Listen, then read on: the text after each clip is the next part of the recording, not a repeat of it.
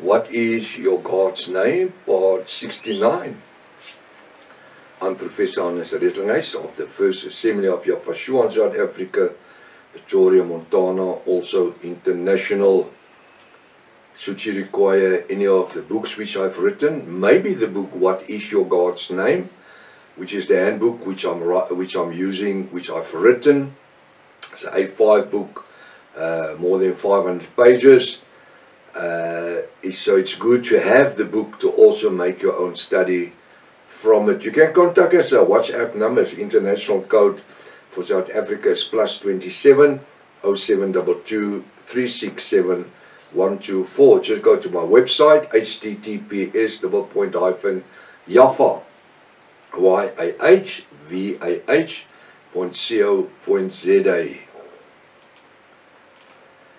If this is the first time that you are about to participate in our study, you are so very welcome. Hallelujah. Please go to part 1, start from the beginning, because you've missed out on quite a bit of information.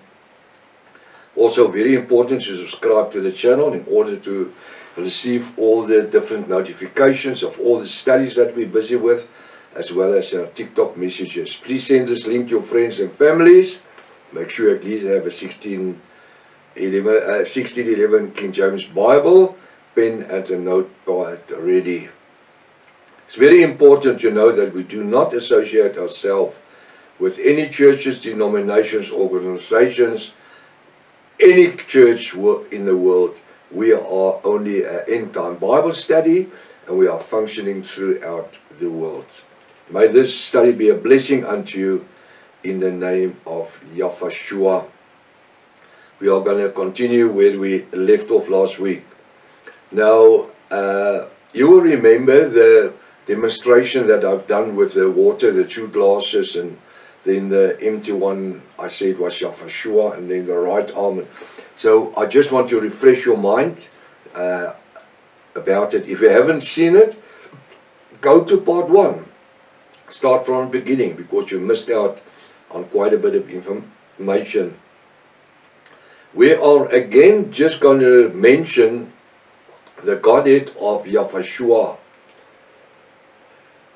Isaiah 53 verse 1 to 7 said, now we studied this scripture, I need to use it as a springboard to get to the next scriptures. He, that Yafashua, was oppressed, and he, Yafashua, was afflicted, yet he, Yafashua, opened not his mouth. He, Yafashua, is brought as a lamb to the slaughter, and as a sheep before the shearers, he is easy dumb. And he, Yafashua, opened not his mouth. Now it says, after studying the above 4 scriptures, we must agree that the references in the scriptures surely identifies Yafashua as the right arm of his Father. This we understand. Again, I need to draw your attention to the fact that only the right arm of Yahweh's Father was revealed in Yafashua, and not the fullness of the Godhead. Although there's a scripture that says, and Yafashua obtained the fullness of the Godhead. He couldn't. His body obtained the fullness of the Godhead, what his body could obtain. Otherwise, he would have just exploded. It's impossible that one human body can obtain the fullness of the Godhead of the Creator of heaven and earth. Just look into the sun. See what happens if you look into the sun.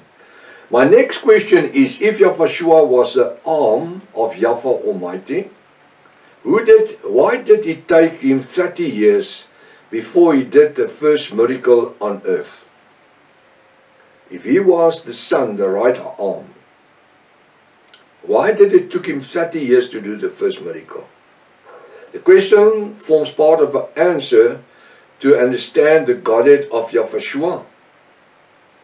The answers to this question will be revealed in this study, but only if you can understand what is going to happen when you will know the reason for the Godhead of Yafashua. We're going to read Matthew 3 verse 9 to 17. It is always wonderful when other scriptures confirms the subject that we are currently busy with. Matthew 3:9.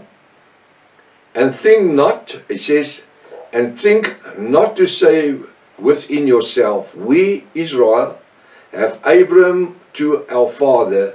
For I, that is Apostle John, say unto you, that Yahweh our Elohim is able of these stones to rise up children unto Abram. Do you understand that? Yes, Yahweh can just speak a word, and the stones can become children of Abram. What we understand from the scripture is that Israel boasts about the fact that they had Abram as their father. John the Baptist, or I said John the Apostle, John the Baptist, sorry, reminded them that Yahweh the Elohim could even use Gentiles, which were stones. Gentiles were seen as stones, outcasts, to become children of Abram. You see, what the problem is, we were never taught the figurative speech. Here, where Apostle Matthew is explaining what is happening, where they don't realize that it's actually referring to the Gentiles. That John the Immerser, John the Baptism, said to the people of Galilee, of Jordan, because he baptized them in the Jordan River, that he can make out of the stones, these Gentiles, he can make children of Abraham. And today, we are not Gentiles anymore, we are not stones anymore, we are part of the bride of Yahushua, and we are known to be Yahwist. That means followers of Yahushua. So was his disciples. Verse 10. And now also the axe is laid unto the root of the tree. Therefore, every tree which bringeth forth not good fruit in their down, and cast into the fire. So now he's busy speaking to the nation of Israel, and he identifies them as dry trees, trees that does not bear fruit. Why? Because they were practicing the 613 laws of Moses. They were offering the blood of animals. When Yahushua preached the message and the gospel of salvation for 2 years unto the nation of Israel, they rejected him. They say he's not our Redeemer, he's not our Messiah, he's not our Savior. Give us Barabbas. Pontius Pilate washes his hands in water and said, find now no sin in Yahushua. He's not our Redeemer, he's not our Messiah. Crucify him. Then they shout, let his blood be upon us and our children's and generations to come. And that's why Israel is going through the Great Tribulation. And that is where 1/3 of Israel, the nation of Israel, is going to accept Yahushua as a Redeemer, Messiah, and their Savior. So what does Apostle Matthew says here in verse 10? Then the axe is all laid there on the roots of the tree, ready to just chop it out, cast it in the fire. After studying the scripture, I understand that John the Immerser in his preaching, he's saying that Israel is not bringing forth fruit. Now it's not John, it is, he preached because Apostle Matthew was referring to John the Immerser. That was the message that he preached. He said that the axe is against the root. You need to repent. You need to accept Yahushua. Every tree that does not bear fruit, every Israelite that does not bear fruit, will be chopped out. They will be taken away. This means chop them out. They will be separated from the grace of Yahushua 2,000 years ago. When Father Yahweh sealed their ears, that's Israel, to see and not to see, and the ears not to hear, not to accept and to hear. The message of salvation went to the Gentiles. This is what it means. They did not bring fruit, the fruits of the Ruach HaKodesh, the Holy Spirit. They did not want to accept the message of salvation through the revelation blood of Yahushua, the redemption blood of Yahushua. They didn't want to accept that. They did want to continue in their lives of just obtaining the 613 laws, because it was so convenient for them. They didn't need to live in holiness. They didn't need to worry about sin. Why? Because next year they're going to sacrifice a little dove or a lamb or a goat or whatever. Actually, they made sure that they have enough stock, livestock. So next year they will have a big enough offer. The one that was chasing prostitutes, he would just make sure he's going to have 2 lambs or 3 lambs. And he's going to continue with his sin.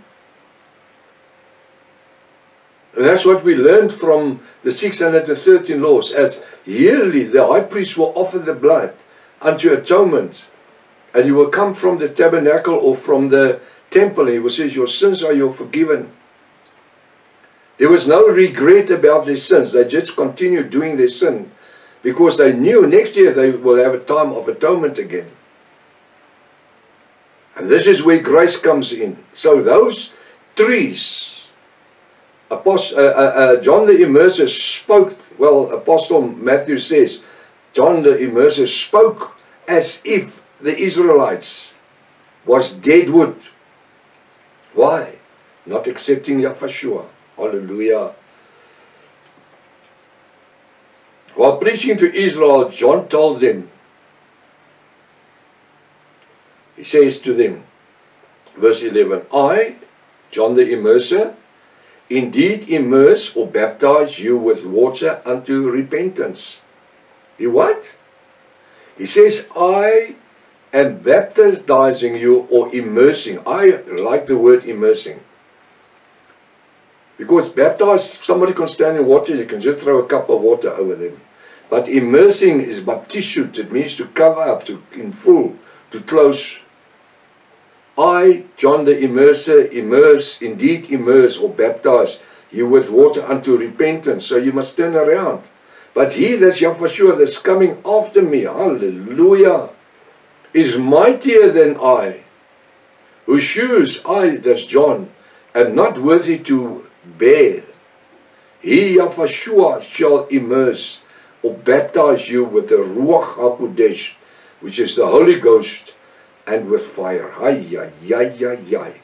Now this is all figurative speech. John the Immerser haven't seen where Yahushua baptized anybody with the Holy Spirit, the Ruach HaKodesh, and with fire. But he is prophesying about what will happen in the future. Especially when we look at Acts 2, where in verse 7, where the people were instructed, the apostles, when they were apostles on that stage, were instructed to wait in the upper room. In total there were 120 people, where the Ruach HaKodesh would be poured upon them. It was seen as of tongues of fire. Ay, ay, ay. That divided itself and sat upon each of them. And they spoke in different tongues. To such an extent that the people that was gathering around the upper room heard these Hebrew people speaking in their own languages. We was a Roman language, Greek, and there were maybe Italian people, and we can use different names. Languages.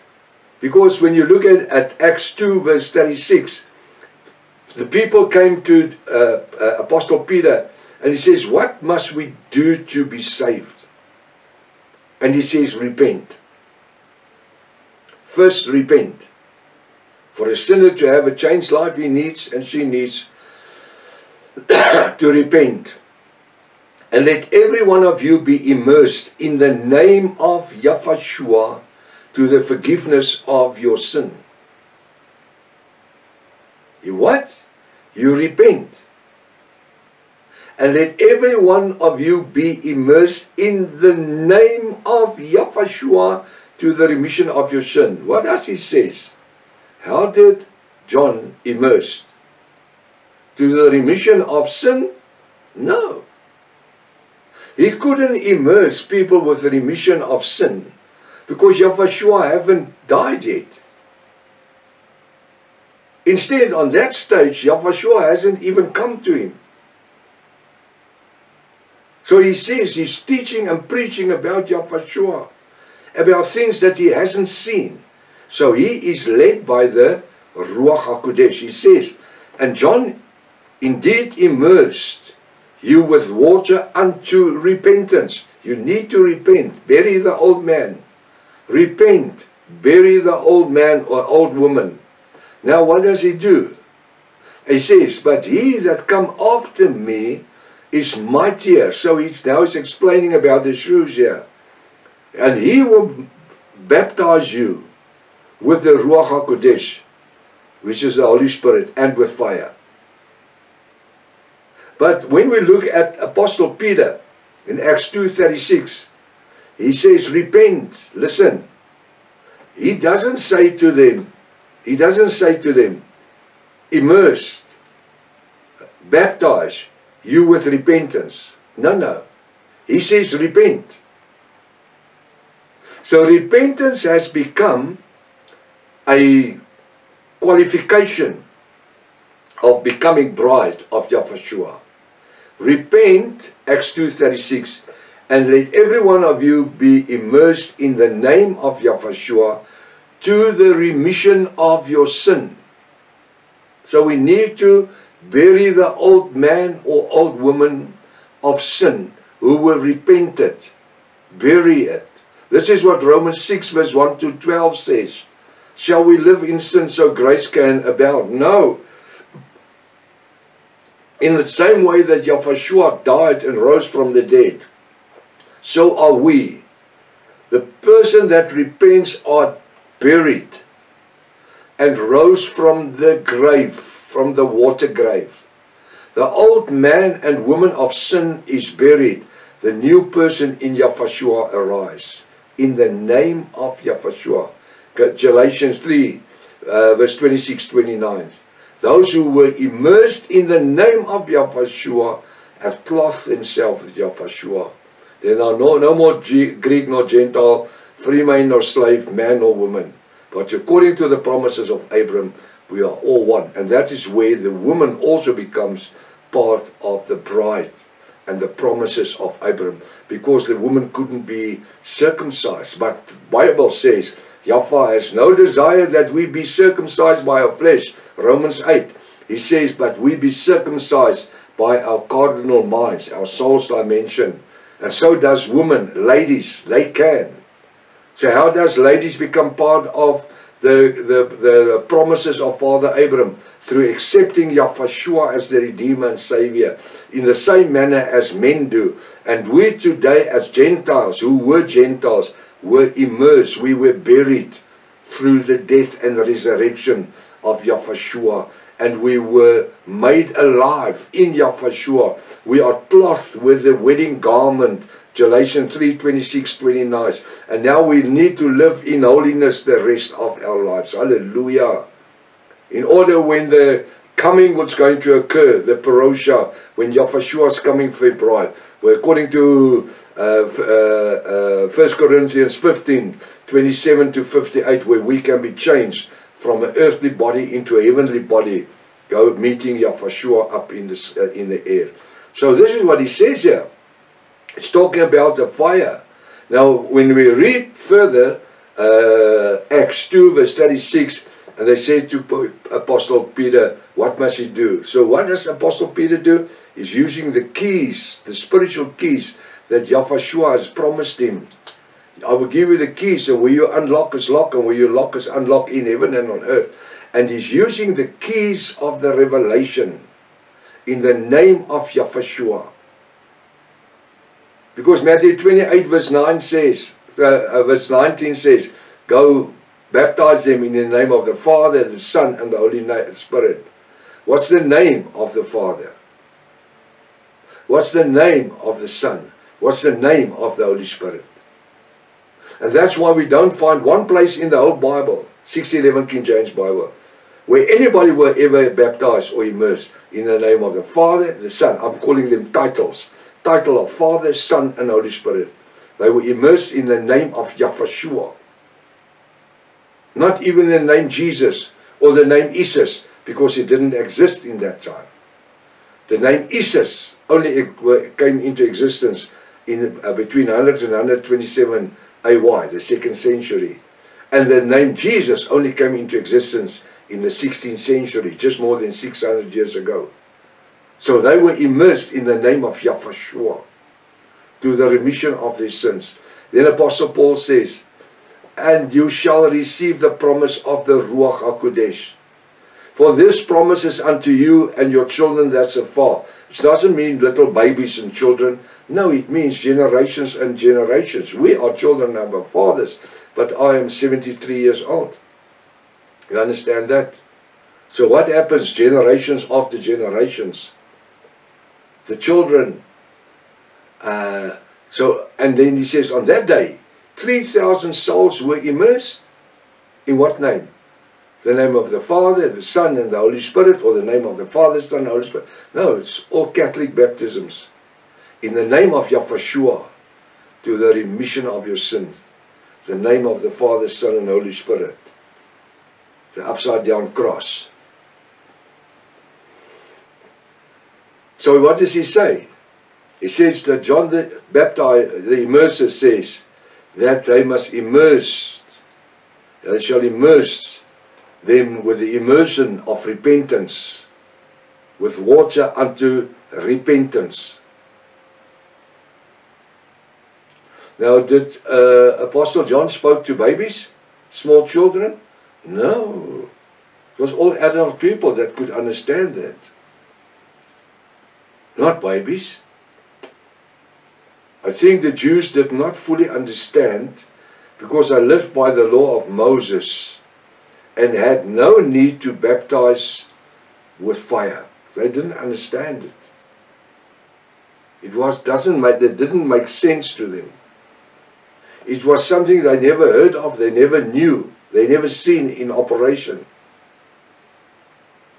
And that's why when on the day of Pentecost, when the Ruach HaKodesh was poured upon the people, the 120 in the upper room, it drew thousands of people. It drew a big crowd. The crowd was so big that 3,000 people came to repentance. So if every second guy or every second person came to repentance, it should have been more than 6,000 people. Can you imagine a crowd like that? Verse 12. He says, whose fan is in his hand, and he will thoroughly purge his floor, and gathers his wheat into the gardener, that he will burn up the chaff with unquenchable fire. Unquenchable fire. So he says that this is what this is what John the Immerser said. That the sickle, the fan is in his hand, he's ready to bring in the wheat, to tear the wheat, to purge his floor, and to gather his wheat. That his must be a capital H. But he, capital H, will burn up the calf with the unquenchable fire. This scripture is a fact that John was not pulling any punches. And we live in the time today where we must not pull any punches. If this is what the word says, it is what the word says. And we don't need to make any excuses for the word. The word is revelation word. We must not pull punches. If his name is not Jesus Christ, and when you're in a conversation where they talk about Jesus and Jesus Christ, you must have the boldness to say, have you ever heard about Yahshua? Do you know who's Yahshua? How can you know him if you never heard about him? And the fact of the matter is, we were in the same position. But because of somebody else that had the boldness to stand up and say, but that's not scriptural. This is where the Catholic Church, through Bible translation and reviewing, brought in different names and explained the history of it. And you know what? 99% of the teachings is on internet. You can see it, you can go there. Just go and ask AI, when was the letter J created? And immediately it's gonna amaze you. Everybody's believe AI. A lot of businesses are run through AI insert in their business, and rules and regulations. AI is affecting a lot of people's lives. So why not ask the right questions? Yeah, but I don't believe AI is right. But then you must reject everything that he's saying. Because AI say that it has happened in 1524, in the 16th century. The scripture is a fact that John was not pulling any punches, but he was direct and powerful in the punching of the truth.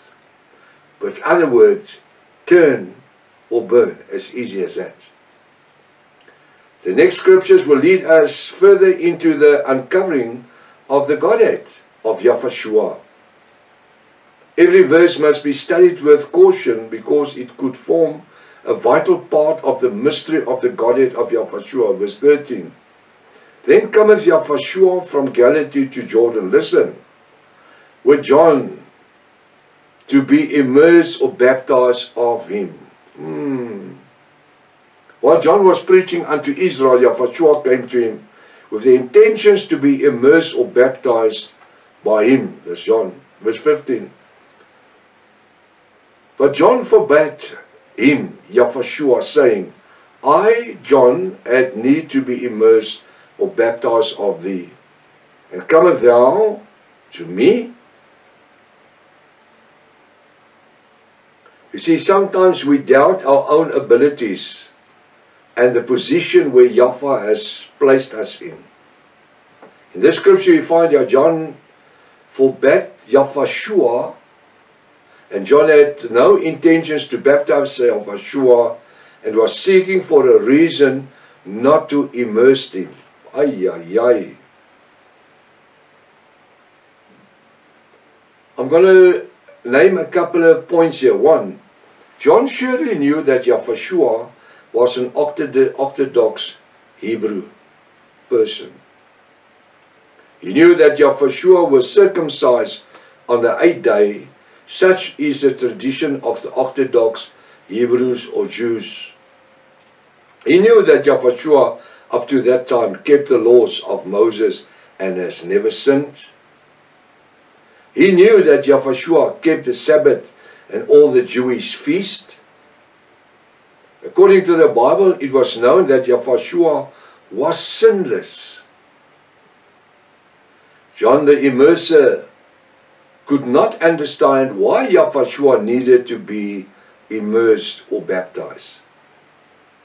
John was busy immersing people in water, and Yahshua instructed him to immerse him, that's Yahshua, also in water. What John did not know was that which had to happen.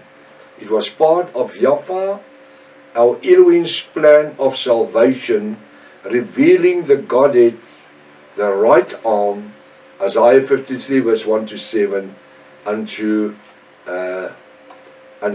Israel. And we must bear with me for a couple of seconds. We are now going to, I think what I'm going to do, I'm going to stop right here. Because what needs to be said now cannot be rushed through or pushed through. We need to study the word to understand the complexity of it, which is actually so easily understandable. So until next week, if it's Father's will. Maranatha. Yahweh is coming back again. Hallelujah.